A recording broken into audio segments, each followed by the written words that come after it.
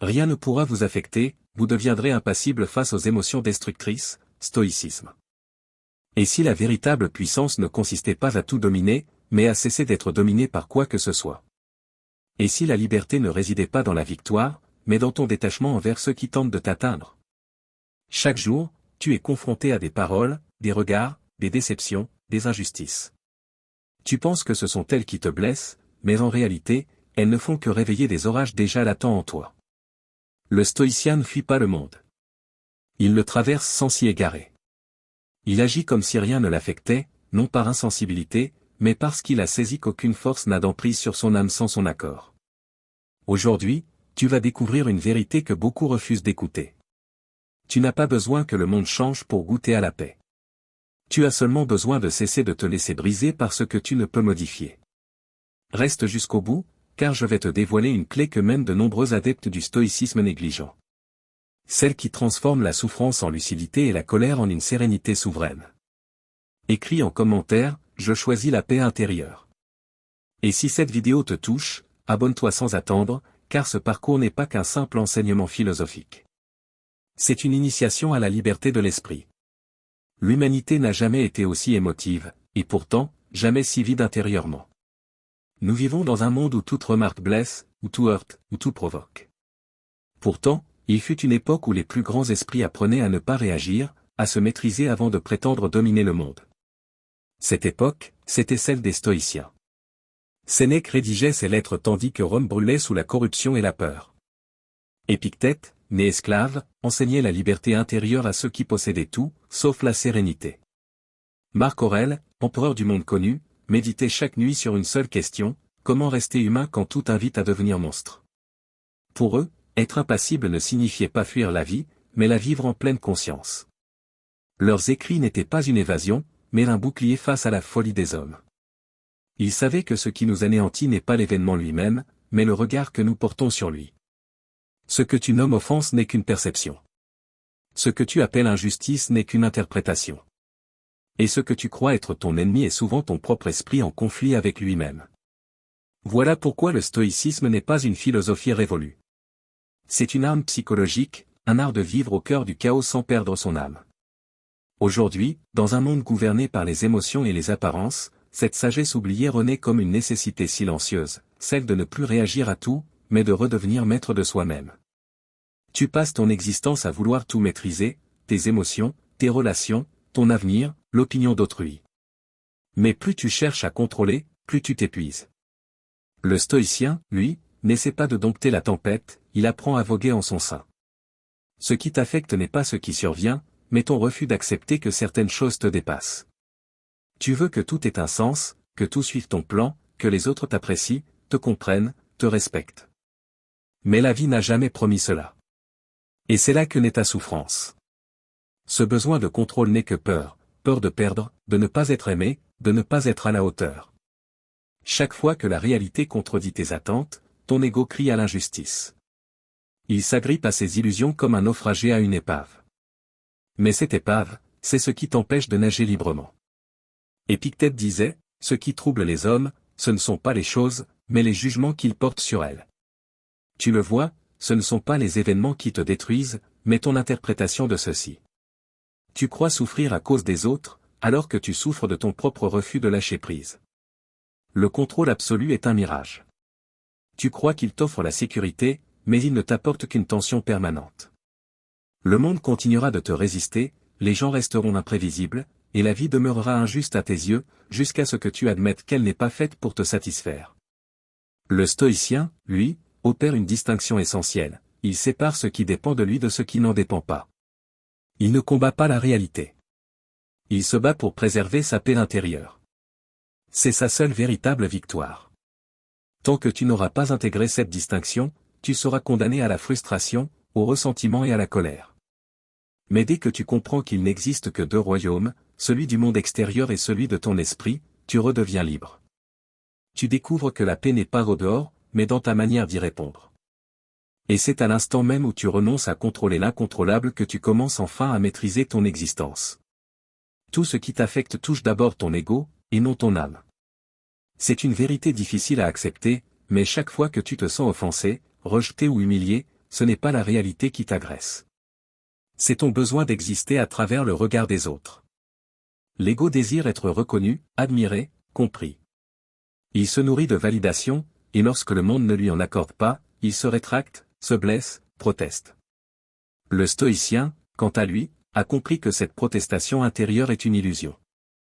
Il sait que ce qu'il est ne dépend pas de l'opinion d'autrui. Sénèque affirmait, celui qui se maîtrise ne peut être offensé. Tant que tu n'auras pas rompu avec cette dépendance invisible au regard des autres, tu resteras l'otage de chaque parole, de chaque regard, de chaque silence. Tu deviens esclave du jugement, car tu as fait du monde ton miroir.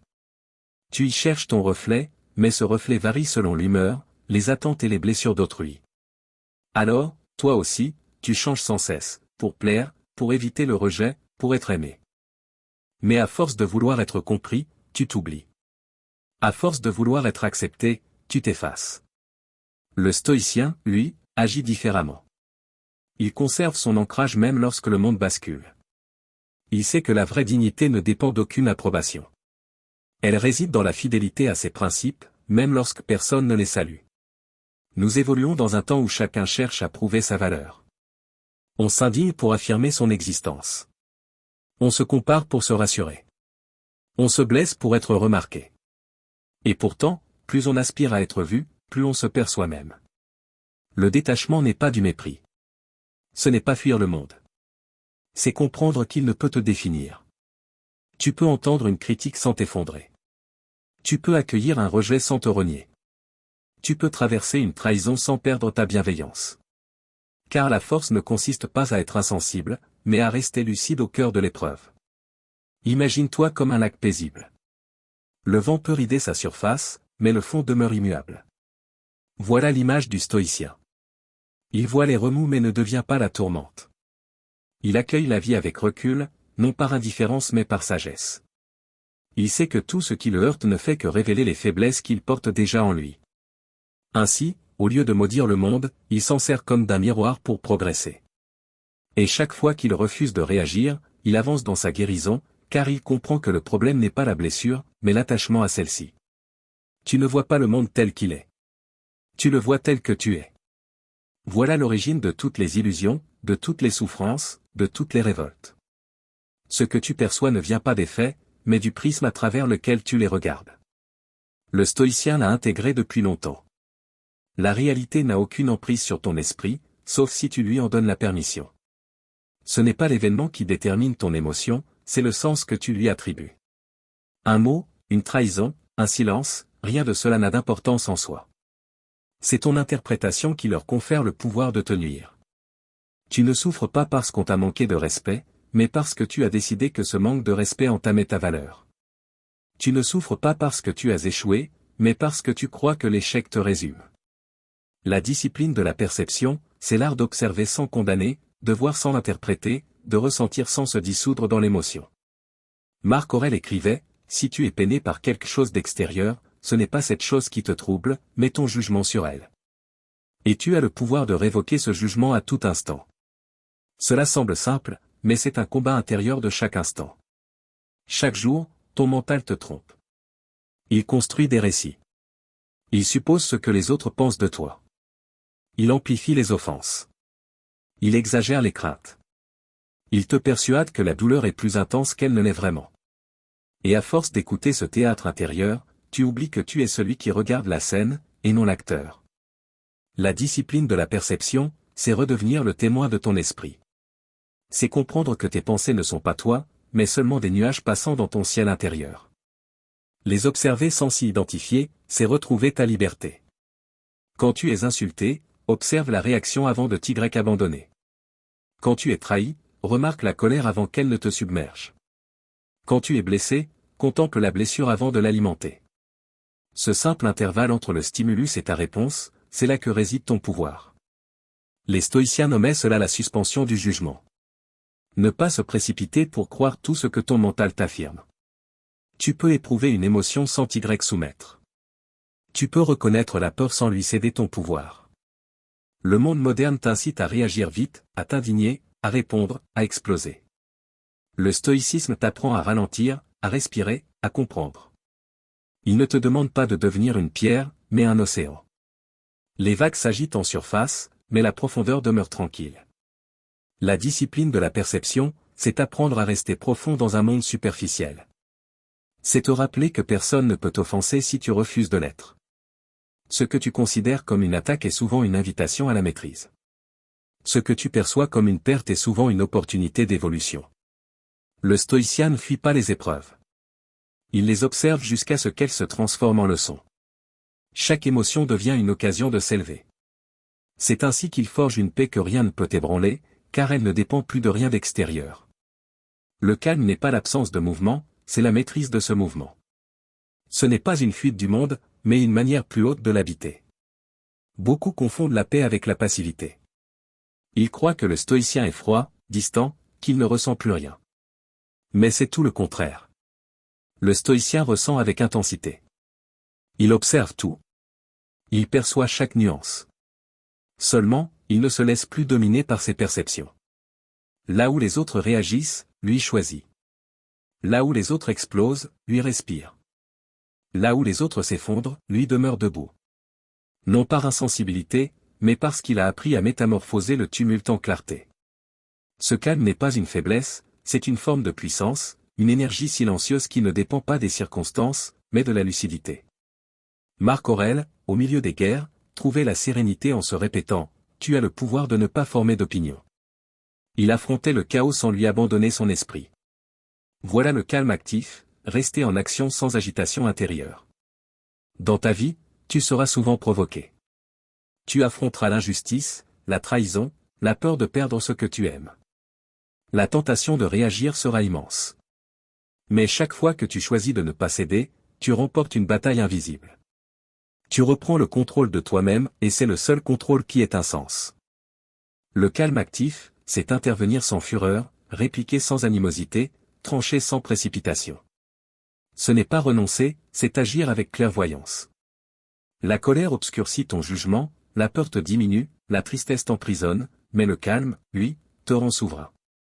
Et ce calme ne naît pas du vide, il se travaille. Il émerge de la connaissance de ton paysage intérieur. Avant de réagir, respire, identifie ton émotion, nomme-la, puis interroge-toi, cela dépend-il de moi? Si la réponse est non, lâche prise. Si la réponse est oui, agis, mais sans précipitation. C'est ce que les stoïciens nommaient l'action droite, celle qui jaillit d'un esprit équilibré. Car le calme n'est pas l'absence de feu, il est le feu dompté. Il ne consume rien, il éclaire. Dans ce monde qui nous presse de réagir, celui qui garde son sang-froid possède une force presque surnaturelle. Il échappe à l'influence. Les émotions d'autrui deviennent leur geôle, la tienne devient ton phare. Et progressivement, tu saisis que le vrai courage n'est pas de lutter contre le monde, mais de combattre en toi cette pulsion qui pousse à tout briser. Celui qui demeure calme quand tout s'écroule n'est pas indifférent. Il est libre, car il a cessé d'être le jouet du destin. Il a cessé de confondre réaction et puissance. Il sait que le monde appartient à ceux qui savent patienter, écouter et intervenir au moment propice, sans laisser le chaos extérieur franchir les murs de la forteresse intérieure. Voilà la sagesse du calme actif, être en mouvement sans se laisser emporter, vivre dans le monde sans lui appartenir. La douleur est inévitable, mais la souffrance est un choix. Le stoïcien l'a compris avant tous. La vie ne t'épargnera pas, mais elle ne peut te briser sans ton consentement. Tout ce que tu aimes, tu le perdras un jour. Tout ce que tu possèdes, tu devras t'en séparer. Pourtant, dans cette froide vérité réside une promesse de liberté. Car celui qui accueille la douleur ne la subit plus, il la transmute. La douleur t'indique où tu es encore enchaîné, où tu résistes au réel. Elle dévoile les liens invisibles de ton cœur. Quand tu souffres, tu crois que c'est le monde qui t'attaque, mais souvent, c'est ton attachement à une image, à une attente, à un résultat qui saigne. Tu voudrais que les choses soient différentes. Tu voudrais que les gens restent, que les promesses soient honorées, que le destin suive ta voie. Mais la vie n'a signé aucun pacte avec toi. Et plus vite tu l'admets, plus tôt tu retrouveras ta paix. Épictète, esclave maltraité par son maître, aurait simplement murmuré, « Si tu continues, tu vas me briser la jambe. » Lorsque celle-ci céda, il ajouta calmement, « Je te l'avais dit. » Il ne s'agissait pas d'indifférence, mais d'une sagace compréhension, la douleur physique n'a pas de prise sur l'esprit libre. Voilà l'essence du détachement. Non pas nier la douleur, mais refuser de lui livrer son âme. Car la souffrance naît du refus, non de l'expérience. Celui qui fuit sa douleur l'alimente. Celui qui l'accueille la dissout. Quand tu acceptes ce qui advient, tu cesses de lutter contre l'inéluctable et tu découvres une sérénité que rien ne peut altérer. Ce n'est pas de l'insensibilité, c'est de la lucidité. C'est reconnaître que la douleur n'est pas ton ennemi, mais ton enseignante silencieuse. Elle te dépouille de tes illusions. Elle t'apprend la force. Elle te révèle ce que tu peux supporter. Dans le monde moderne, nous avons fait de la douleur un scandale. Nous cherchons à tout anesthésier, nos cœurs, nos pensées, nos échecs, à coups de distraction, de confort et de bonheur factice. Mais la douleur que tu refuses de sentir finit toujours par te consumer. Le stoïcien, lui, s'assied avec elle, il l'écoute, il apprend d'elle, car il sait qu'en l'accueillant, il cesse d'en être la victime. La douleur te dépouille, mais c'est pour te révéler. Elle t'arrache à ton orgueil, à ta dépendance aux autres, à tes illusions de contrôle. Elle te contraint à regarder la vérité nue.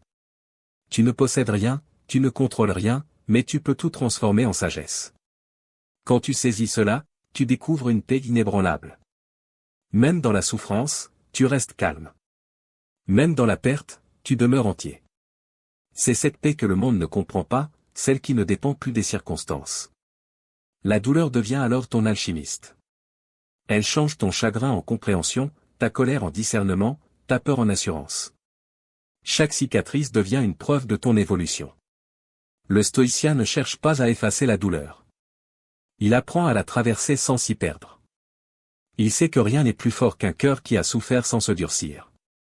Car la vraie grandeur ne consiste pas à ne jamais tomber, mais à se relever sans amertume. Quand tu atteins ce niveau de détachement, même les blessures deviennent des prières muettes. Tu ne demandes plus que la douleur cesse. Tu demandes à être assez fort pour la traverser avec dignité. Et ce jour-là, tu ne subis plus le monde, tu l'embrasses. Tu n'es plus une victime des circonstances. Tu es devenu un témoin de la vérité. La douleur cesse d'être un obstacle. Elle devient un passage, celui qui mène à la liberté intérieure. Il existe en toi un lieu que rien ne peut atteindre, un espace immuable, inviolable, que ni la colère des hommes, ni l'injustice, ni la peur ne peuvent entamer. Ce lieu, c'est ton silence intérieur. C'est la citadelle dont parlait Marc Aurèle, le sanctuaire de l'âme souveraine. Le stoïcien vit dans ce monde, mais il ne lui appartient plus tout à fait.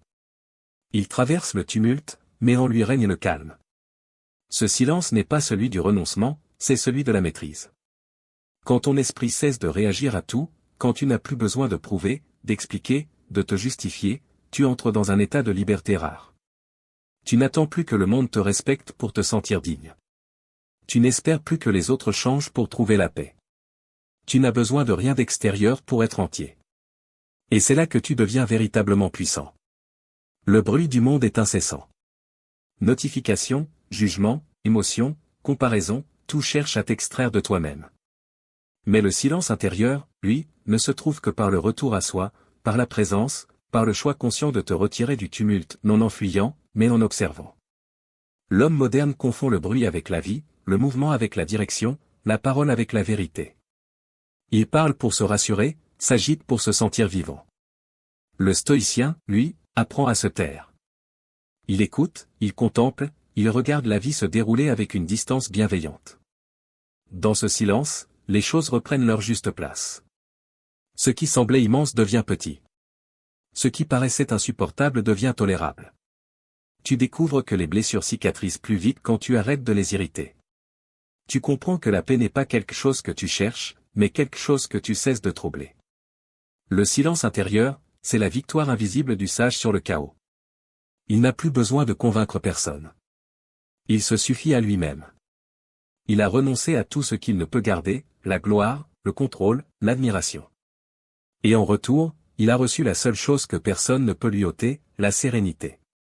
Le stoïcien sait que le monde extérieur est un théâtre où tout n'est que représentation, louange ou insulte, triomphe ou défaite. Alors, il choisit de rester au centre, de contempler la pièce sans s'identifier à son rôle. C'est là la vraie liberté, ne plus dépendre de rien pour être en paix.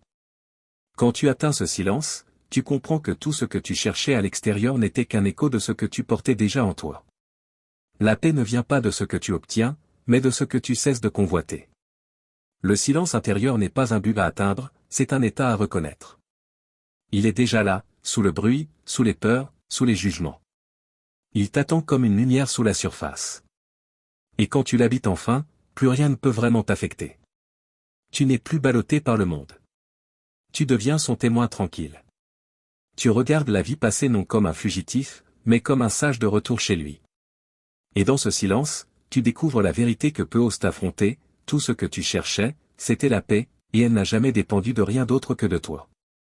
On t'a appris que la force, c'est de ne rien montrer, de garder la tête haute, de serrer les dents et de prétendre que tout va bien. Mais cette façade n'est qu'un déguisement.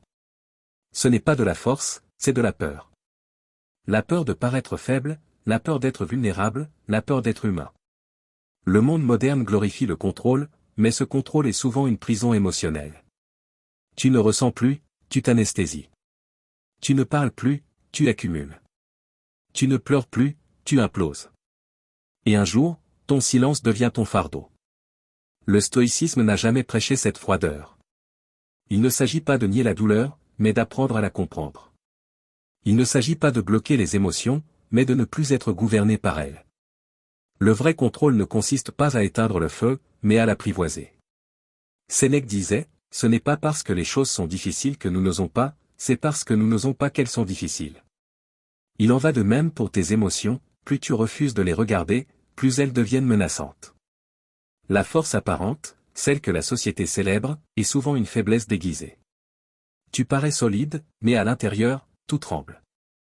La force véritable, elle, ne fait pas de bruit. C'est cette paix silencieuse qui t'habite même quand tout va mal. C'est ce calme qui naît de la lucidité, pas de la fuite. Celui qui refoule finit par exploser. Celui qui comprend finit par guérir. Être stoïcien, ce n'est pas devenir insensible, c'est devenir transparent à ce qui se passe en toi. Tu ressens, mais tu ne t'y attaches pas. Tu accueilles la colère, la peur, la déception, et tu les laisses passer comme des voyageurs dans ton esprit. La vraie force, c'est la souplesse. L'arbre rigide se brise dans la tempête.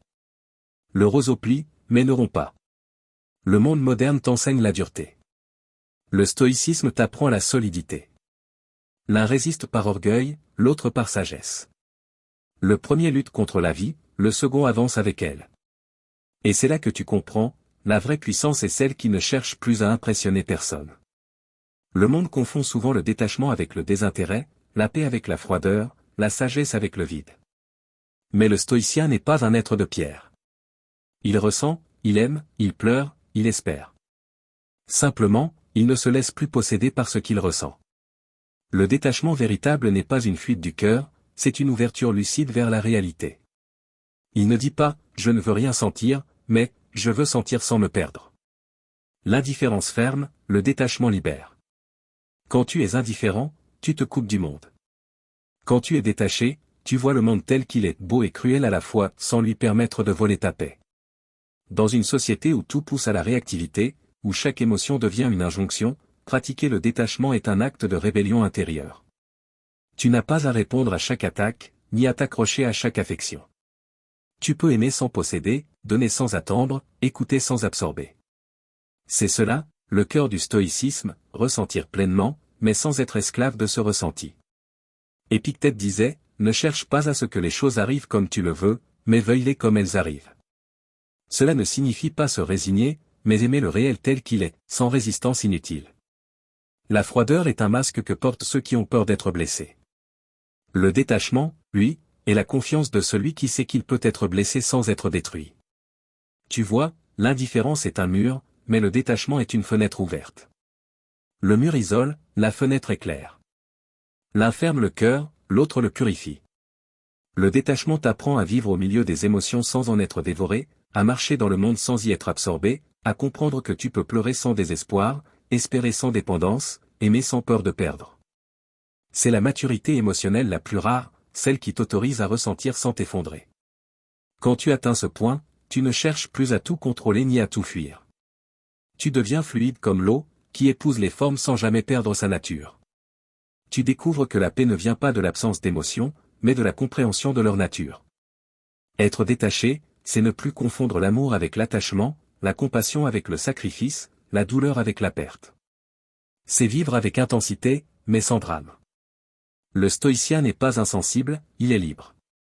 Et cette liberté ne consiste pas à ne rien ressentir, mais à tout ressentir sans que rien ne le domine. Tu crois que maîtriser tes émotions, c'est les faire taire. Mais en vérité, plus tu cherches à les étouffer, plus elles crient. Plus tu veux contrôler ton esprit, plus il se rebelle.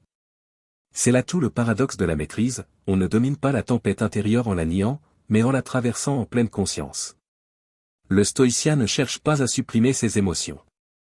Il cherche à comprendre leur langage.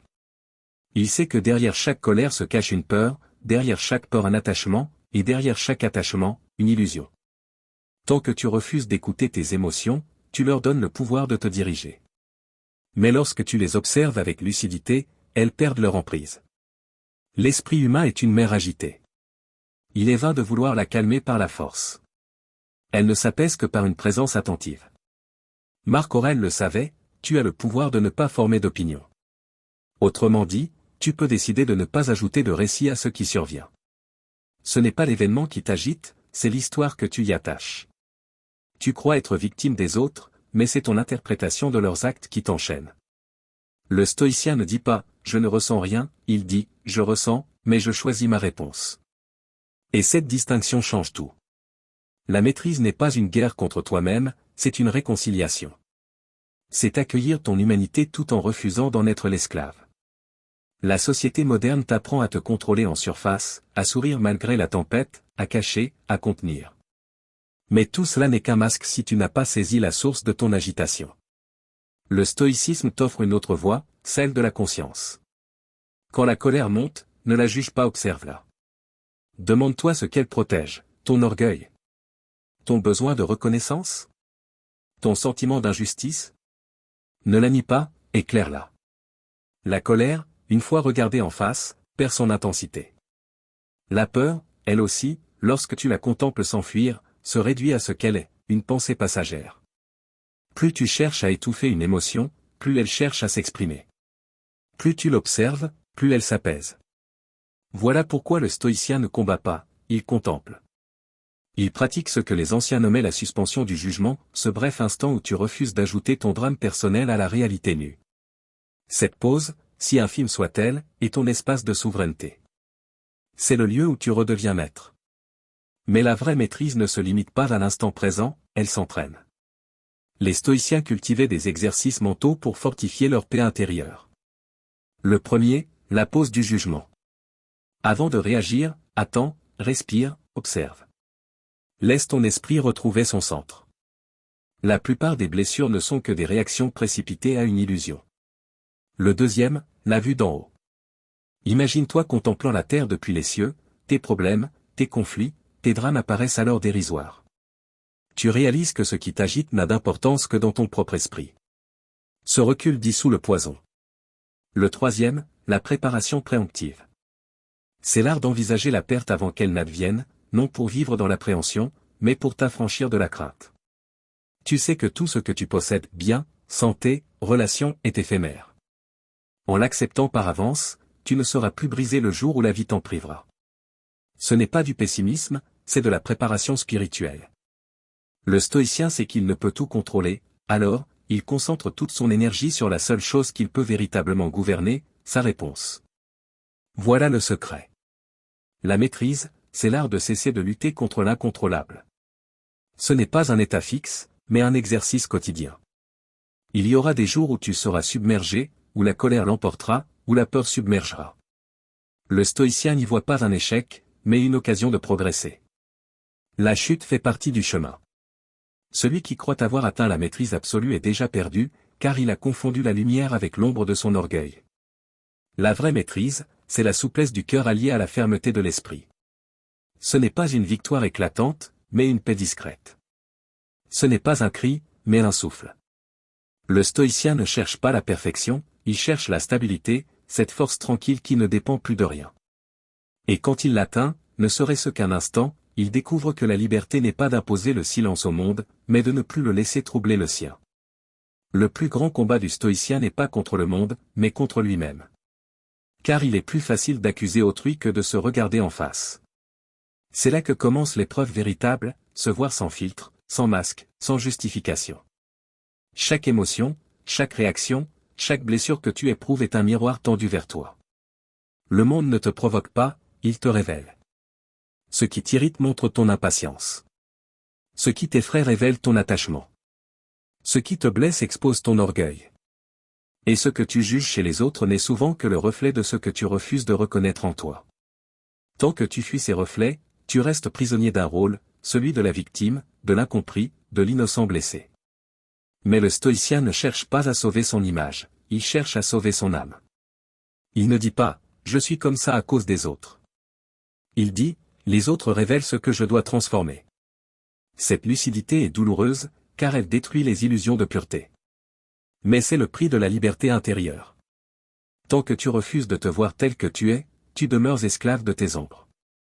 Et ce que tu rejettes en toi, le monde se charge de te le renvoyer, encore et encore, jusqu'à ce que tu comprennes. L'épreuve du miroir exige un courage que peu possède, celui de se confronter à ses contradictions. Tu veux être en paix, mais tu entretiens la rancune. Tu veux être fort, mais tu refuses la douleur. Tu veux la vérité, mais tu préfères le confort du mensonge. Le stoïcien, lui, se tient au centre de ce chaos intérieur et regarde sans détour. Il ne cherche pas à se juger, il cherche à comprendre. Il sait que la lumière ne détruit pas les ténèbres, elle les transforme. Il accepte d'être imparfait, vulnérable, humain. C'est cette humilité qui lui donne sa puissance. Car on ne peut maîtriser ce que l'on refuse de reconnaître. Tant que tu ignores tes propres démons, ils gouvernent tes pensées, ton humeur, tes décisions. Regarde en toi, chaque jalousie, chaque colère, chaque peur est une demande de guérison. Et le monde, par sa brutalité même, te donne l'occasion d'y répondre.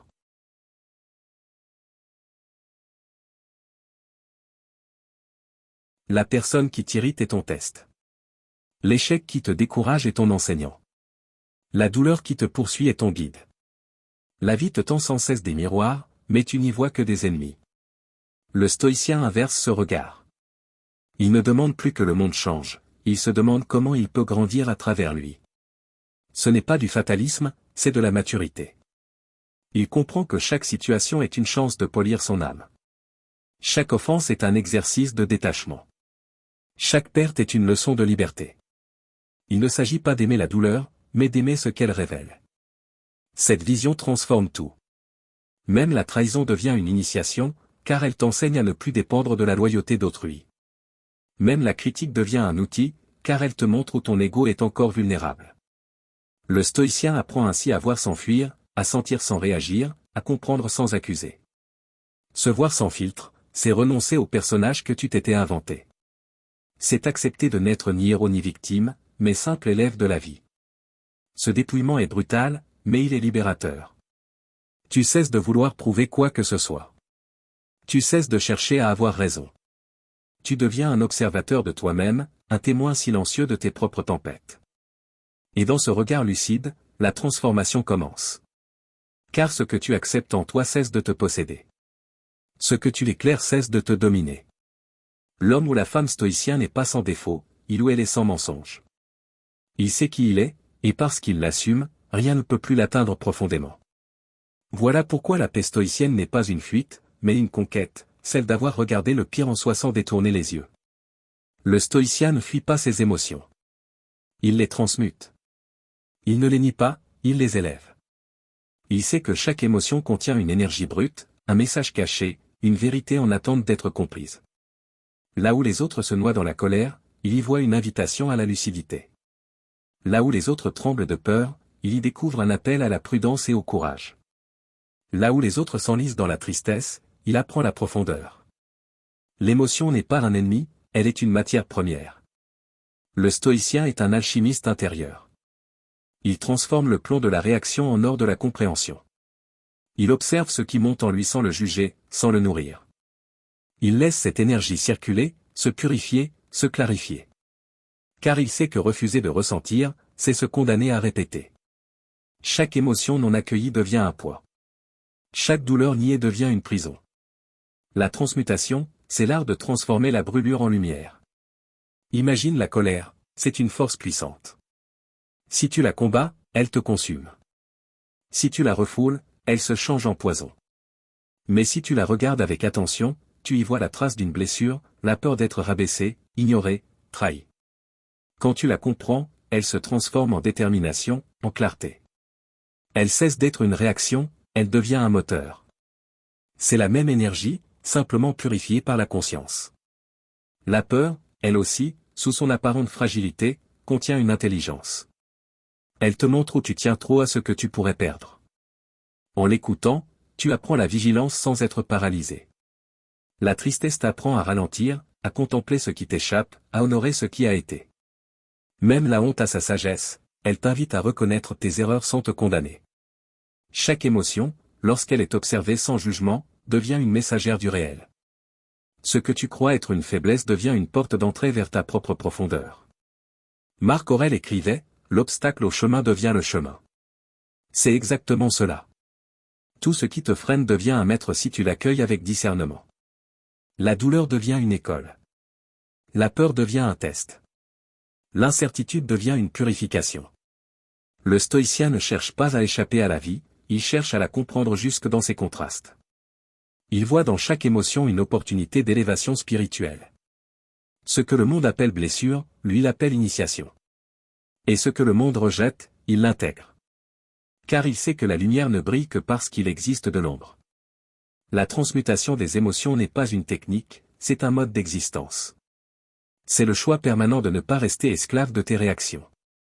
C'est l'art de répondre à la colère par la sagesse, à la peur par la foi, à la douleur par la patience. Dans la vie quotidienne, cette transformation commence par un simple réflexe, au lieu de demander « Pourquoi cela m'arrive ?», le stoïcien demande « Que puis-je apprendre de cela ?» Il sait que le monde extérieur est un terrain d'entraînement. Chaque contrariété devient une occasion de pratiquer le calme. Chaque échec devient un terrain d'observation. Chaque rencontre devient un miroir. La transmutation n'est pas magique, elle est consciente. Elle exige de la lenteur, de la vigilance et du courage. Car transformer une émotion, c'est d'abord accepter de la ressentir pleinement, sans la laisser diriger tes actes. Ce n'est pas une fuite, c'est une digestion. C'est le moment où tu cesses de lutter contre la vie et où tu la laisses te transformer. La maîtrise stoïcienne n'est donc pas une neutralisation, mais une sublimation. Le feu reste du feu, mais il éclaire au lieu de brûler. Celui qui apprend à transmuter ses émotions devient inébranlable, non parce qu'il ne ressent plus, mais parce qu'il sait où déposer ce qu'il ressent. Il comprend que la douleur est une énergie sacrée, que la colère est un appel à la justice, que la peur est un avertissement, que la joie est une prière. Le stoïcien vit tout, mais rien ne l'engloutit. Il accueille le monde, et dans cet accueil, il découvre un secret. Il n'y a pas d'émotions négatives, il n'y a que des émotions mal comprises. Quand tu les écoutes avec sagesse, elles cessent d'être des tempêtes et deviennent des vents qui te poussent vers ta transformation. C'est là le vrai pouvoir du stoïcien, non pas dominer ses émotions, mais collaborer avec elles pour atteindre la sérénité suprême. La plus subtile des prisons n'a ni barreaux ni murs. Elle se construit dans ton esprit, chaque fois que tu vis pour être approuvé. Tu ne le vois pas, mais tu portes une chaîne invisible, forgée par le regard des autres. Tu crois te battre pour tes rêves, mais souvent tu te bats pour être aimé. Tu crois choisir librement, mais tu agis pour plaire, pour être reconnu, pour ne pas décevoir. C'est ainsi que l'homme moderne s'est éloigné de lui-même. Il ne vit plus selon sa conscience, mais selon les applaudissements qu'il espère. Et cette dépendance émotionnelle est une forme d'esclavage que le stoïcien refuse. Sénèque disait, « Ce qui est bien ne perd rien à n'être pas admiré ». Autrement dit, la vertu n'a pas besoin de spectateurs. Pourtant, le monde contemporain a fait du regard d'autrui la mesure de sa valeur. Les réseaux sociaux, la culture de l'image, la peur d'être oublié. Tout cela nourrit l'ego et éteint la paix. Le stoïcien, lui, choisit un autre chemin, il agit dans le silence. Il fait le bien, même quand personne ne le voit. Il parle avec justesse, non pour convaincre, mais pour être en accord avec lui-même. Il sait que l'homme qui cherche à tout prix l'approbation finit toujours par trahir sa vérité. Le besoin d'être validé est l'une des failles les plus profondes de l'âme. C'est un héritage de la peur de n'exister qu'à travers le regard des autres. Depuis l'enfance, on t'a appris à être félicité pour être aimé, à être conforme pour être accepté. Alors, tu t'es modelé selon les attentes du monde, oubliant la voix qui t'habitait. Et cette voix, quand tu ne l'écoutes plus, devient un murmure lointain, puis un silence intérieur. Le stoïcien refuse ce silence. Il s'y confronte. Il revient à lui. Il comprend que la seule validation qui compte est celle de sa conscience. Car elle ne ment jamais, elle ne flatte pas, elle ne condamne pas. Elle observe, et elle sait. Celui qui vit selon sa conscience n'a plus besoin d'être compris, encore moins d'être admiré. Il fait ce qu'il doit faire, parce que c'est juste. Le monde peut le juger, le critiquer, le mépriser, cela ne change rien. La vérité ne devient pas fausse parce qu'elle est ignorée. Le stoïcien apprend à vivre dans cette solitude paisible, celle de celui qui n'a plus besoin de public. Il trouve sa paix dans la cohérence. Ce qu'il pense, il le dit. Ce qu'il dit, il le fait. Ce qu'il fait, il l'assume. Il ne cherche pas à plaire, mais à être vrai. Et cette vérité, quand elle devient ton socle, te rend invincible, parce que rien ne peut être enlevé à celui qui ne dépend de rien. Le monde moderne glorifie la visibilité, mais c'est dans l'invisibilité que naît la sagesse. Le stoïcien agit comme une flamme tranquille dans la nuit, elle n'a pas besoin qu'on la voie pour éclairer. Cette liberté face au regard extérieur est la plus grande des conquêtes. Quand tu n'as plus besoin que l'on t'aime pour être en paix, tu goûtes à une sérénité que rien ne peut troubler. Tu cesses d'être un personnage pour redevenir une âme. Tu n'as plus à prouver que tu vaux quelque chose, tu le sais simplement, parce que tu es aligné avec toi-même. Voilà ce qu'est la vraie dignité, non pas être admiré, mais être en paix avec ce que tu es quand personne ne regarde. Le but ultime du stoïcisme n'est pas le calme, mais la souveraineté. Non pas celle qui gouverne les hommes, mais celle qui gouverne l'esprit. Être souverain, c'est ne plus être un esclave, ni des autres, ni de ses désirs, ni de ses peurs. C'est habiter sa conscience comme un roi dans son royaume, sans couronne ni trône, mais avec la paix comme sceptre et la lucidité comme loi. Cette souveraineté, aucun pouvoir terrestre ne peut la donner, et aucune circonstance ne peut la détruire. Elle ne dépend ni de la fortune, ni du succès, ni de l'amour. Elle naît du moment où tu comprends que tout ce que tu cherches à contrôler à l'extérieur est déjà contenu à l'intérieur. Le monde peut s'effondrer, mais si ton esprit demeure stable, rien d'essentiel n'est perdu. Voilà le cœur du stoïcisme, la puissance de celui qui ne se laisse plus voler sa paix. La souveraineté intérieure commence par une réconciliation avec la vie. Tant que tu luttes contre ce qui est, tu es prisonnier. Mais lorsque tu acceptes ce que tu ne peux changer, tu découvres une liberté inconnue. Cette liberté n'est pas faite de grandes victoires, mais de petites conquêtes silencieuses, une réaction contenue, une colère comprise, une peur apprivoisée. Chaque instant où tu choisis la conscience plutôt que l'impulsion, tu avances sur le chemin du maître. Et c'est dans cette constance que tu bâtis ton royaume. Car le stoïcien ne règne pas sur les autres, il règne sur lui-même. Il ne cherche pas à être supérieur, mais à être centré. La vraie puissance n'écrase pas, elle éclaire. Elle n'impose rien, elle inspire. Elle ne dépend pas des circonstances, elle s'y adapte. Cette paix souveraine ne vient pas d'un refus du monde, mais d'un accord profond avec lui. Tu ne contrôles pas le vent, mais tu peux ajuster tes voiles. Tu ne diriges pas la tempête, mais tu peux apprendre à danser sous la pluie. Le stoïcien souverain ne fuit pas la douleur, il l'accueille comme une visiteuse qui enseigne. Il ne fuit pas les offenses, il y voit des opportunités d'éprouver sa sagesse. Il ne fuit pas l'échec, il le transforme en leçon. Cette souveraineté n'est pas une apathie, c'est un état de clarté absolue. Rien n'est ni bon ni mauvais par nature, tout devient un instrument pour grandir. Tu ne perds plus ton temps à te demander pourquoi les choses arrivent, tu cherches à savoir comment les traverser avec dignité. Le stoïcien souverain ne se pose qu'une seule question, quelle est la bonne attitude face à cela? Et tant qu'il reste fidèle à cette question, il demeure libre, même dans la contrainte. Cette souveraineté ne se montre pas, elle se ressent. Elle se manifeste dans le regard tranquille de celui qu'aucune provocation ne fait vaciller, dans la parole mesurée de celui qui n'a plus besoin d'avoir raison, dans le silence de celui qui n'attend plus rien, mais l'accueille tout. Elle est la conséquence de 1000 petites morts, la mort de l'orgueil, de la peur, de l'attachement, du besoin de contrôle. À chaque fois que tu renonces à dominer le monde, ton âme s'élève un peu plus. Et un jour, tu découvres que rien ne peut plus vraiment t'affecter.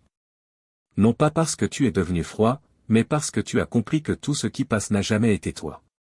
Tu es celui qui observe, celui qui traverse, celui qui demeure. La souveraineté intérieure, c'est cela, marcher dans le monde sans perdre ton centre. Être entouré de bruit et pourtant habité par le silence. Avoir tout perdu et pourtant ne manquer de rien. Ne plus dépendre d'aucune circonstance pour ressentir la paix. Tu deviens ton propre refuge, ton propre guide, ton propre royaume. Et cette paix, une fois trouvée, ne peut plus être volée. Car ce n'est pas le monde qu'il faut calmer, c'est ton esprit. Et quand ton esprit devient ton royaume, aucune tempête n'a plus de pouvoir sur toi. Tu passes ta vie à essayer de maîtriser l'extérieur, les gens, les situations, le temps, la chance, les opinions. Mais le stoïcien a compris depuis longtemps que c'est une guerre perdue d'avance. Tu ne peux pas contrôler le monde. Tu peux seulement contrôler ton monde intérieur.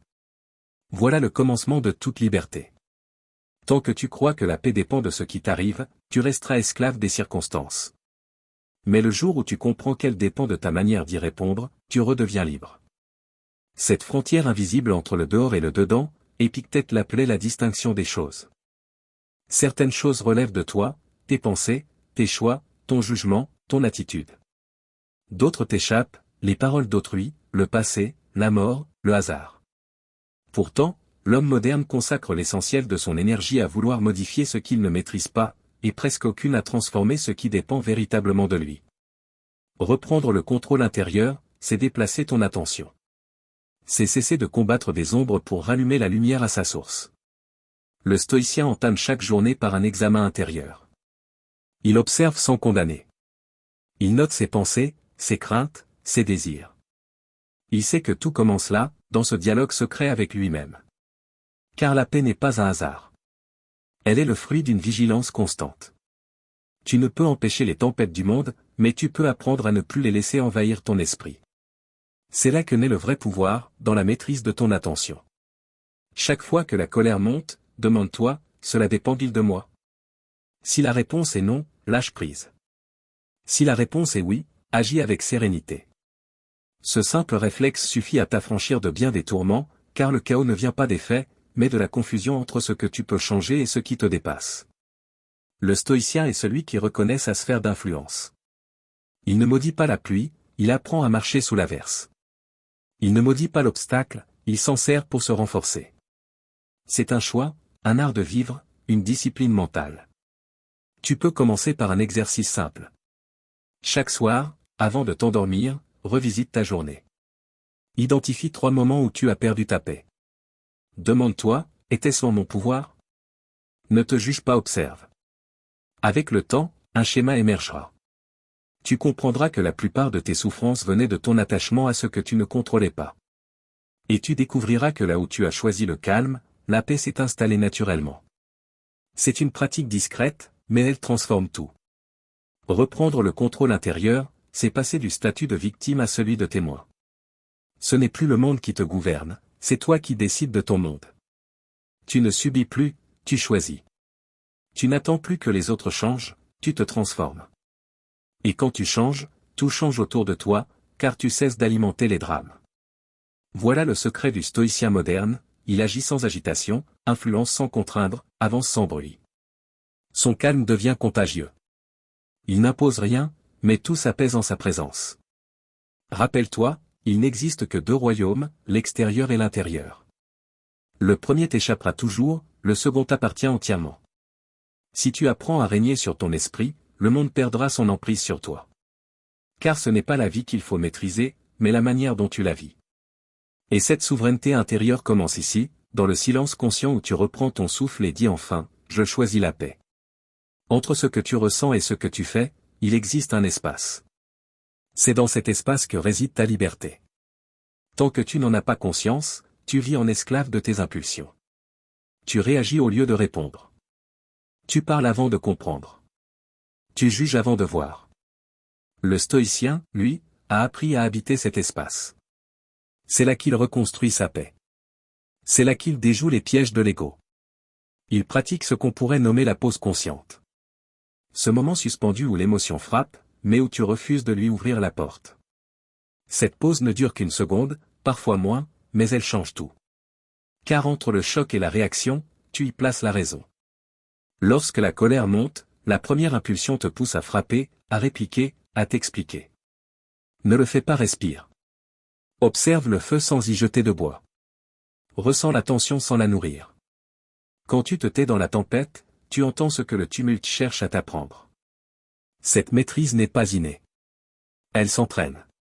Commence modestement. La prochaine fois qu'une émotion surgit, ne la combats pas, mais suce pas ton jugement. Ne dis pas « c'est bien » ou « c'est mal », dis seulement « c'est ce que je ressens ». Ce simple constat te ramène à la conscience. Le stoïcien ne nie rien, mais il refuse de se confondre avec ce qu'il éprouve. Il sait qu'il n'est pas la colère, mais celui qui la perçoit. Pas la peur, mais celui qui la traverse. Pas la douleur, mais celui qui apprend d'elle. Cette pause est une arme spirituelle dans un monde qui valorise la réactivité. On t'enseigne à répondre vite, à tout commenter, à t'indigner immédiatement. Mais l'indignation permanente n'est pas de la lucidité, c'est une forme de chaos intérieur. Plus tu réagis vite, plus tu t'éloignes de toi-même. Le stoïcien avance à contre-courant. Il ralentit. Il sait que la lenteur n'est pas faiblesse, mais sagesse. Il pratique la retenue comme un article. Ne pas répondre à tout n'est pas fuir le conflit, c'est choisir la paix. Ne pas justifier chaque silence n'est pas de la passivité, c'est de la dignité. Tu peux t'exercer chaque jour. Quand quelqu'un te provoque, retiens ta langue. Quand ton cœur s'emballe, respire plus lentement. Quand une pensée blessante surgit, laisse-la passer comme un nuage. Tu n'as pas à la suivre ni à la combattre. Le stoïcien sait que tout ce qui traverse son esprit n'a pas besoin d'être cru. La pause consciente, c'est la porte entre ton instinct et ta sagesse. Elle transforme la réaction en réponse, la peur en clarté, la colère en discernement. C'est le moment où tu redeviens ton propre maître. Marc Aurèle disait, « Si c'est supportable, supporte-le. Si ce n'est pas supportable, cesse de t'en inquiéter, car il t'emportera ou passera. » Ces mots résument la philosophie de la pause.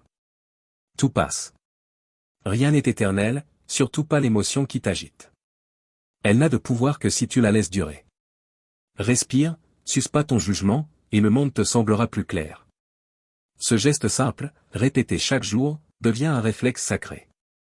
Il t'empêche de vivre dans le bruit intérieur. Il t'offre la liberté de choisir ta réaction, donc ta paix. Car la vérité est simple, la vie te testera sans cesse. Mais à chaque instant, tu auras toujours ce choix, réagir en victime ou répondre en sage. Et ce choix, c'est ta plus grande victoire invisible. Agir sans attente est l'une des plus hautes formes de liberté. Pourtant, c'est aussi la plus exigeante. Nous avons été éduqués à croire que chaque effort mérite une récompense, que chaque geste doit produire un résultat, que chaque bonne action appelle une reconnaissance. Mais le stoïcien vit autrement. Il agit non pour être applaudi, mais parce que l'action juste est sa propre récompense. Il ne dépend pas du fruit de ses gestes, mais de la pureté de son intention. Son travail, son amour, sa parole, tout est offert, non possédé. C'est cela, le détachement dans l'action, faire ce qui est juste sans exiger que le monde te remercie. Marc Aurèle l'écrivait dans ses pensées, ne t'attache pas à l'espérance du résultat, mais contente-toi de bien faire ce que tu fais. Ce principe paraît simple, mais il bouleverse ta manière de vivre, car l'attachement au résultat est la source de ton agitation. Quand tu veux absolument réussir, tu vis dans la peur d'échouer. Quand tu veux être aimé, tu vis dans la peur d'être rejeté. Quand tu veux tout contrôler, tu vis dans l'angoisse de perdre. Le stoïcien agit, mais il ne s'accroche pas. Il plante les graines sans surveiller la terre chaque jour pour voir si elles poussent. Il fait confiance au processus, non au hasard. Agir détaché ne signifie pas manquer de passion. Au contraire, c'est agir avec une intensité pure, libéré du poids de la possession. C'est travailler, aimer, créer, servir, mais sans vouloir retenir le temps, les gens ou les choses. Car rien ne t'appartient vraiment, pas même les fruits de tes efforts. Ce détachement ne t'enlève rien, il t'allège. Il te libère du besoin de tout mesurer, de tout valider, de tout posséder. Le stoïcien accomplit son devoir sans chercher de témoin. Il aime sans compter, il agit sans bruit, il avance sans crainte. C'est dans cette simplicité que réside sa puissance. Dans ta vie quotidienne, cela se traduit par un changement de posture. Tu continues de donner le meilleur de toi, mais tu ne laisses plus ta paix intérieure au résultat. Tu écris sans attendre qu'on t'admire. Tu travailles sans dépendre de la reconnaissance. Tu aimes sans exiger que l'amour revienne. Et si le monde t'ignore ou te rejette, tu restes droit, parce que tu n'as jamais agi pour lui. Tu as agi pour l'ordre intérieur de ton âme. C'est cela, la noblesse stoïcienne, la cohérence entre ton action et ta conscience, indépendamment du regard des autres. Le détachement dans l'action te protège du désespoir comme de l'orgueil. Car si tu attaches ta valeur à tes réussites, il te suffira d'un échec pour douter de toi. Si tu lies ton bonheur à l'amour d'autrui, il te suffira d'un abandon pour t'effondrer. Le stoïcien, lui, ne s'élève pas avec la louange et ne s'écroule pas avec la critique. Il avance stable, égal à lui-même. Il sait que le résultat ne lui appartient pas, seulement l'effort. Et cet effort, il le considère comme sacré. Tu peux t'exercer à ce détachement dès aujourd'hui. Choisis une tâche simple, ton travail, une conversation, une prière, et fais-la avec tout ton cœur, sans attendre quoi que ce soit en retour. Observe ce qui se passe en toi. Tu sentiras d'abord une forme de vide, comme si tu avais perdu un repère. Mais ce vide est une libération. C'est la place laissée libre par ton attachement. Et dans cet espace, une paix nouvelle s'installe, la paix de celui qui agit pour le bien, pas pour le gain. Car au fond, le détachement stoïcien n'est pas de l'indifférence, c'est de la confiance. Confiance en la vie, en la raison, en la justesse de ton propre cœur. C'est dire, je fais ma part, et le reste ne m'appartient pas, et c'est ce lâcher-prise lucide qui transforme l'action en prière. Le monde agit par avidité. Le sage agit par intégrité. Et c'est cette différence invisible mais immense qui fait de lui un homme ou une femme libre. Rebâtir ton esprit, c'est comme rebâtir une maison après un tremblement de terre. Tu dois d'abord retirer les débris. Ces débris, ce sont les pensées automatiques, les jugements précipités, les habitudes mentales héritées d'un monde malade de contrôle et d'émotion. Le mental moderne est bruyant, saturé, fragile, il s'écroule au moindre choc parce qu'il repose sur des fondations instables, la comparaison, la peur, la validation. Le stoïcien, lui, reconstruit tout sur des bases inébranlables, la raison, la maîtrise, la lucidité. Il ne fuit pas le chaos du monde, il le traverse avec une architecture intérieure solide. Et pour cela, il commence par purifier sa pensée. Purifier sa pensée, c'est choisir ce qui mérite ton attention. C'est apprendre à discerner entre une idée utile et une idée toxique. Le monde t'envoie 1000 opinions par jour sur toi, sur la société, sur la vie. Si tu absorbes tout, tu perds ta clarté. Le stoïcien sélectionne. Il ne laisse pas rentrer n'importe quelle pensée dans sa conscience.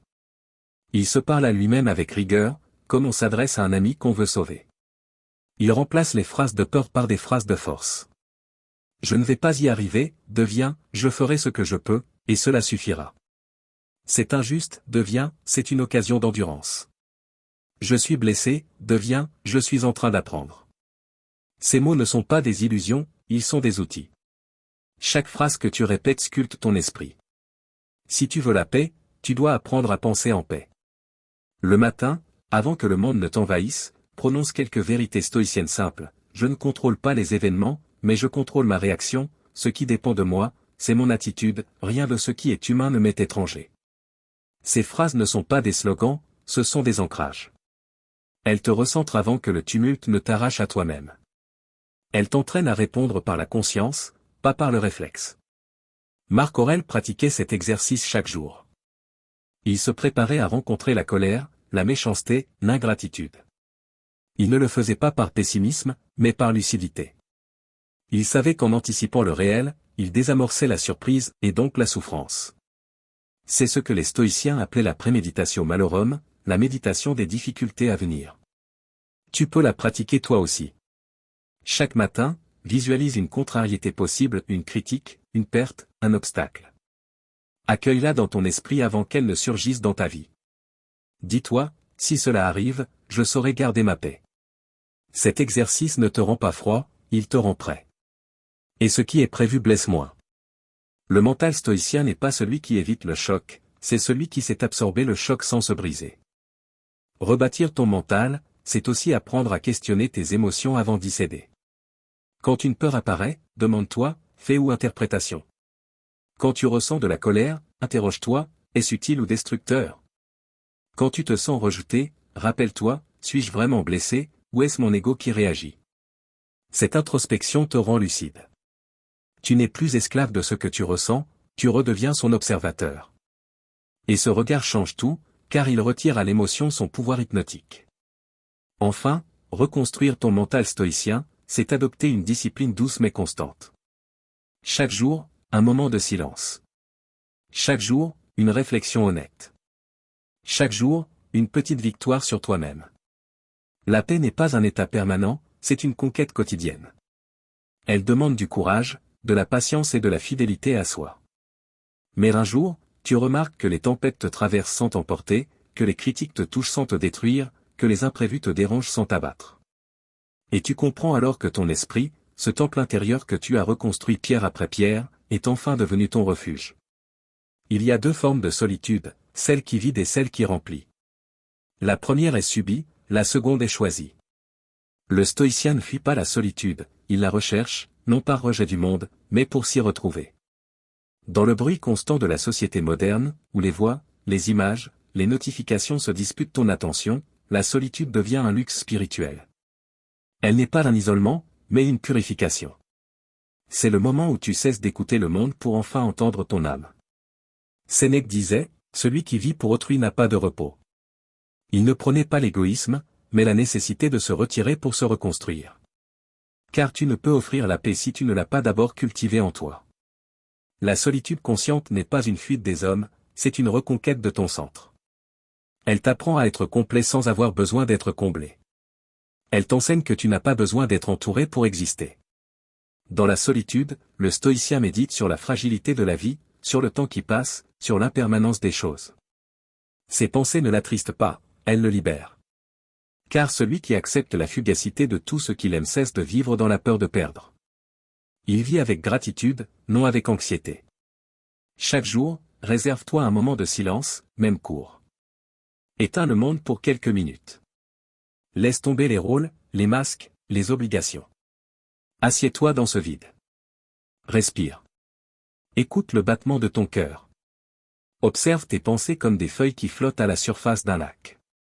Ne les poursuis pas, ne les retiens pas, regarde-les venir, puis partir. Dans ce simple exercice, tu touches l'essence du stoïcisme, être témoin de soi sans s'y perdre. C'est là que la vraie solitude commence, non dans l'absence des autres, mais dans la présence totale à toi-même. La société t'a appris à fuir le silence, à le combler de distractions, parce qu'elle a peur de ce qu'il révèle. Mais le stoïcien regarde ce silence comme un miroir. Il sait que c'est là que ses ombres se manifestent, et qu'en les affrontant, il devient plus fort. La solitude est un terrain d'épreuve. Elle t'oblige à voir ce que tu évites quand tu es entouré, tes peurs, tes regrets, tes désirs inassouvis remontent à la surface. Mais c'est précisément là que commence la guérison. Le stoïcien n'y voit pas une punition, mais une initiation. Chaque pensée douloureuse devient un enseignant. Chaque souvenir devient un guide. Tu n'as pas besoin de te retirer dans une montagne pour vivre cette solitude. Elle se trouve dans chaque instant où tu décides de ne plus réagir, dans chaque silence que tu offres à ton esprit avant de répondre, dans chaque marche sans musique, sans écran, sans but. Ces moments, répétés jour après jour, rééduquent ton âme à la paix. Tu découvriras alors que le monde devient plus supportable quand tu apprends à t'en détacher régulièrement. La solitude consciente, c'est aussi un acte de souveraineté. Elle affirme, je peux être seul sans être vide. Elle dit au monde, je n'ai pas besoin de toi pour être entier. Et paradoxalement, plus tu deviens capable de solitude, plus tes relations deviennent saines, parce que tu n'attends plus que l'autre comble ton manque. Tu n'aimes plus pour posséder, mais pour partager. Le stoïcien, dans sa solitude, ne se coupe pas du monde, il s'y prépare. Il sort du silence non pas froid, mais apaisé, non pas distant, mais lucide. Il a reconstruit son centre, et c'est depuis ce centre qu'il peut désormais aimer, parler, agir sans se perdre. C'est dans cette solitude que naît la clarté. C'est là que tu apprends à distinguer la voix du monde de la tienne. Et quand tu reconnais enfin ta propre voix, tu comprends que tu n'as jamais été seul, tu étais simplement distrait. La solitude consciente, c'est la rencontre avec toi-même dans le silence de ton esprit. Et une fois que tu t'es écouté, plus rien ni personne ne peut vraiment troubler ton calme. Accepter, ce n'est pas renoncer. Ce n'est pas baisser les bras, ni se soumettre au destin. Accepter, c'est regarder la réalité en face sans chercher à la repeindre selon tes désirs. C'est la lucidité sans amertume, la clarté sans désespoir. Le stoïcien ne fuit pas le réel. Il le contemple dans toute sa cruauté et sa beauté, et il choisit de rester debout. C'est ce qu'on appelle l'acceptation active, un art oublié dans un monde qui confond la révolte avec la force et la résistance avec la sagesse. Accepter, ce n'est pas dire, tout est bien, mais, tout est là, et je choisis de l'affronter sans me perdre. Tant que tu refuses ce qui est, tu luttes contre un mur. Et ce mur, c'est la vie elle-même. Regarde autour de toi, combien de souffrances naissent non pas de ce qui arrive, mais du refus de ce qui arrive. Tu n'as pas mal parce que la vie est dure, tu as mal parce que tu veux qu'elle soit douce. Tu ne souffres pas de la perte, tu souffres de ton refus de perdre. Le stoïcien comprend que la douleur est inhérente à l'existence. Elle n'est pas une erreur, elle est un langage. Elle t'enseigne à grandir, à lâcher, à mûrir. Celui qui refuse le réel s'épuise dans la colère et la plainte. Celui qui l'accepte retrouve la puissance de l'action juste. Car l'acceptation n'est pas la passivité, c'est la reprise du pouvoir. Imagine un marin sur une mer agitée. Il ne peut pas calmer les vagues, mais il peut ajuster ses voiles. S'il se met à maudire le vent, il perdra l'équilibre. S'il l'accepte, il trouvera la trajectoire. La vie est cette mer, les événements, ce vent qui change sans prévenir. Et toi, tu es ce marin qui doit apprendre non pas à commander la tempête, mais à danser avec elle. C'est cela, la sagesse stoïcienne, comprendre que tu n'as aucun pouvoir sur le flux du monde, mais que tu en as un absolu sur ta manière d'y naviguer. Marc Aurèle écrivait, « Ce qui t'arrive était préparé pour toi depuis l'éternité. » Non pas parce que tout est écrit, mais parce que tout ce qui t'arrive est une matière de travail pour ton âme. Rien n'est hasard, rien n'est perte. Ce qui t'élève ou t'humilie, tout sert ta construction intérieure, si tu choisis de le voir ainsi. Cette vision n'est pas naïve, elle est libératrice. Car elle te rend actif là où les autres se résignent. Tu ne subis plus le monde, tu coopères avec lui. Tu cesses de dire, pourquoi cela m'arrive, et tu commences à dire, que puis-je en faire? C'est la plus grande révolution intérieure, passer du refus à la compréhension, du désespoir à la création. L'acceptation active, c'est aussi apprendre à aimer le réel, non pas pour ce qu'il te donne, mais pour ce qu'il t'enseigne. Les stoïciens appelaient cela amor fati, l'amour du destin. Ce n'est pas une soumission, c'est une gratitude lucide. C'est dire, même si je ne comprends pas, je fais confiance. Même dans la perte, tu peux dire merci. Merci pour la leçon cachée. Merci pour la force que tu es en train de découvrir. Merci pour la lumière que tu trouveras en traversant la nuit. Cet amour du destin, c'est le cœur du stoïcisme. Il transforme la tragédie en initiation. Il convertit la souffrance en sagesse. Dans la vie quotidienne, cela se manifeste par des gestes simples. Tu perds quelque chose que tu aimais? Respire. Regarde la douleur sans la juger. Dis-toi, ce n'est pas une punition, c'est un passage. Quelqu'un te trahit? Observe ce que cela éveille en toi, peut-être de la colère, peut-être de la tristesse. Ne les refoule pas, mais ne les alimente pas non plus. Laisse-les te traverser comme le vent traverse une plaine. Puis, quand le calme revient, demande-toi, que ai-je appris? L'acceptation active, c'est cela, transformer chaque expérience en matière à sagesse. Ce n'est pas de la résignation, c'est une stratégie spirituelle. Le stoïcien ne dit jamais, je ne peux rien y faire, il dit, je peux toujours y réagir différemment. Même enfermé, il reste libre. Même blessé, il reste digne.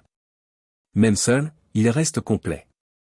Car la vie ne lui doit rien, mais il lui doit sa pleine conscience. Et cette conscience, c'est ce qui le rend indestructible. L'acceptation active t'enseigne aussi l'humilité. Tu n'es pas le centre du monde, et tout ne se pliera pas à ta volonté. La pluie tombera quand tu voulais du soleil. Les gens changeront quand tu voulais les garder. Le temps passera quand tu voulais qu'il s'arrête. Et pourtant, au milieu de tout cela, tu peux toujours choisir la paix. Parce que la paix n'est pas un don du monde, c'est un acte intérieur. C'est la décision de ne plus gaspiller ton énergie à contester l'inévitable. Tu veux changer ta vie? Commence par cesser de te battre contre ce qui est. Regarde la réalité, accepte-la, puis agis. L'acceptation n'est pas la fin de l'action, elle en est le commencement. C'est le moment où tu cesses de fuir le feu pour apprendre à marcher à travers lui sans brûler. Elle te donne la force tranquille de celui qui ne se laisse plus dominer par l'imprévu. Et c'est cette force-là, celle du calme lucide, que le monde moderne a oubliée. La vérité, c'est que rien ne te détruit vraiment, sauf ton refus. L'épreuve ne t'anéantit pas, elle te révèle. Le deuil ne te brise pas, il t'ouvre à la compassion. L'échec ne te rabaisse pas, il te purifie de ton orgueil. Le stoïcien le sait, tout sert la croissance de l'âme, même ce que tu maudis. Et quand tu comprends cela, une paix nouvelle s'installe, profonde, stable, inaltérable. Tu regardes le monde, ses chaos, ses injustices, ses beautés, et tu dis, je ne contrôle rien, mais rien ne me contrôle. Et dans cette phrase se cache toute la liberté humaine. La paix n'est pas un état passif, c'est une puissance. Elle ne naît pas d'une vie facile, mais d'un regard transformé. La paix stoïcienne n'est pas une absence de trouble, c'est la capacité d'habiter le trouble sans en être détruit. Elle est vivante, consciente, lucide. Elle ne fuit pas le monde, elle l'embrasse dans son imperfection. Elle ne nie pas la douleur, elle la transfigure.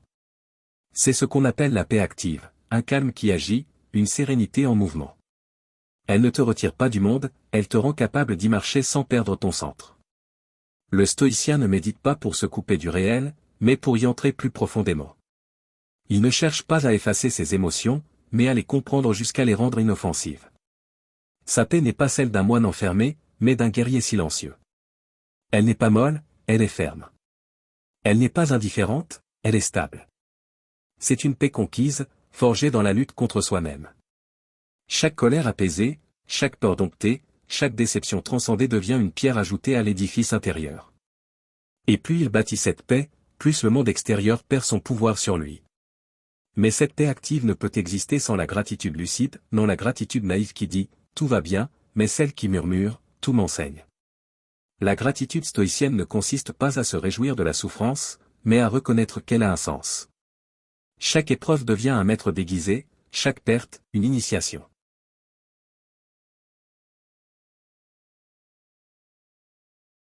Celui qui remercie, même pour ce qu'il ne comprend pas, atteint une forme de liberté supérieure. Car la gratitude dissout le ressentiment, et le ressentiment est la plus lourde des chaînes. Tant que tu crois que le monde te doit quelque chose, tu restes prisonnier. Mais le jour où tu réalises que tout ce que tu vis est une chance d'apprendre, même dans la douleur, alors tu redeviens souverain. Le stoïcien pratique la gratitude comme une discipline. Chaque soir, il repasse sa journée. Il ne demande pas « qu'est-ce qui m'a rendu heureux ?» mais « qu'est-ce qui m'a rendu plus sage ?» Il regarde ses contrariétés comme des leçons.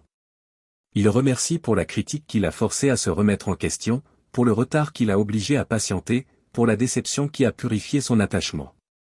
Ce n'est pas un optimisme forcé, c'est une alchimie. Car la gratitude ne change pas les faits, elle change ta manière de les vivre. Et quand ton regard change, tout change. La gratitude lucide t'oblige à ralentir, à remarquer ce que tu ne voyais plus, le matin, la lumière sur ton visage, la respiration qui continue, même dans le chaos, les mains qui travaillent, le cœur qui bat, la chance d'être encore là. Le stoïcien sait que chaque jour est un cadeau, même celui qui fait mal. Car vivre, c'est être invité à un banquet où tout n'est pas à ton goût, mais où tout nourrit ton âme. Refuser de goûter à certains plats, c'est refuser la vie elle-même. L'homme sage mange de tout, non par avidité, mais par reconnaissance. Cette gratitude est une force active, pas une prière timide. Elle ouvre le cœur sans affaiblir l'esprit. Elle transforme la manière dont tu regardes les autres, tu cesses de juger, tu commences à comprendre, tu cesses de réclamer, tu commences à bénir. Et peu à peu, tu découvres que la paix n'est pas un endroit où tu arrives, mais un regard que tu portes. Même l'obstacle devient un allié, même l'injustice devient un professeur. Le stoïcien voit dans chaque événement un message, que puis-je apprendre de cela? Quelle vertu puis-je exercer ici? Cette attitude te rend inébranlable, parce que la gratitude, quand elle devient ton réflexe, t'immunise contre la peur.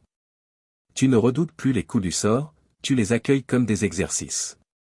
Tu n'attends plus le bonheur, tu le pratiques. Tu ne poursuis plus la paix, tu la sèmes. Et le monde, sans s'en rendre compte, commence à ressembler à ton regard. Ce que tu acceptes en paix cesse de te blesser. Ce que tu remercies cesse de te manquer. Ce que tu regardes avec lucidité devient clair. La paix active et la gratitude lucide sont les deux ailes du stoïcien. L'une te stabilise, l'autre t'élève. Elles te permettent de marcher dans la vie sans crainte, parce que tu sais que rien ne t'est hostile, pas même ce qui te fait souffrir, car tout concourt à ton éveil. Et quand tu vis ainsi, le monde ne t'appartient pas, mais il ne t'effraie plus. Tu n'as plus besoin qu'il change pour être heureux. Tu es déjà chez toi, dans le silence de ton esprit et la lumière de ta conscience. C'est là que le stoïcien trouve la seule paix véritable, celle qu'aucune tempête ne peut reprendre. Agir comme si plus rien ne t'affectait ne veut pas dire ne plus rien ressentir. Cela veut dire que tu as appris à ressentir sans te dissoudre. Que tu es passé du tumulte à la clarté. Que tu as découvert la différence entre vivre en réaction et vivre en conscience. Le monde n'a pas changé. C'est ton regard qui s'est transformé. Là où tu voyais des menaces, tu vois maintenant des leçons. Là où tu voyais des pertes, tu reconnais des libérations. Là où tu voyais des blessures, tu comprends des naissances. Le stoïcien ne cherche pas à être intouchable, il cherche à être inébranlable. C'est une nuance immense. L'un se ferme, l'autre s'ancre. L'un fuit, l'autre reste. Et dans ce rester, il trouve la paix que rien n'explique, mais que tout justifie. Tu ne seras jamais à l'abri des tempêtes, mais tu peux apprendre à ne plus les craindre. Car ce que tu crois te briser souvent te construit. Ce que tu appelles la fin n'est qu'un commencement déguisé. Et ce que tu crois être un chaos n'est qu'une réorganisation secrète de ton être. Le stoïcisme ne te promet pas une vie facile, il te promet une vie vraie, une vie où tu cesses d'être emporté par le flux des choses pour devenir la rivière elle-même. Tu avances, tu acceptes, tu élèves. Tu ne demandes plus que la vie soit douce, tu demandes d'être fort. Et cette force tranquille, personne ne peut te l'enlever. Alors, souviens-toi, tu n'as pas à éteindre tes émotions, seulement à les comprendre. Tu n'as pas à dompter le monde, seulement ton esprit. Et tu n'as pas à prouver ta valeur, ta simple présence, alignée et consciente, suffit. Chaque jour où tu choisis la paix au lieu de la réaction, tu t'élèves au-dessus du chaos. Chaque instant où tu réponds avec calme, tu redeviens souverain. Écris en commentaire, je choisis de ne plus être esclave de mes émotions. Et si ce message a résonné en toi, poursuis ce voyage intérieur vers la liberté de l'esprit. Car la paix n'est pas un don du monde. C'est une œuvre que tu construis minute après minute, silence après silence, jusqu'à devenir toi-même cet espace où plus rien ne t'affecte, mais où tout te révèle.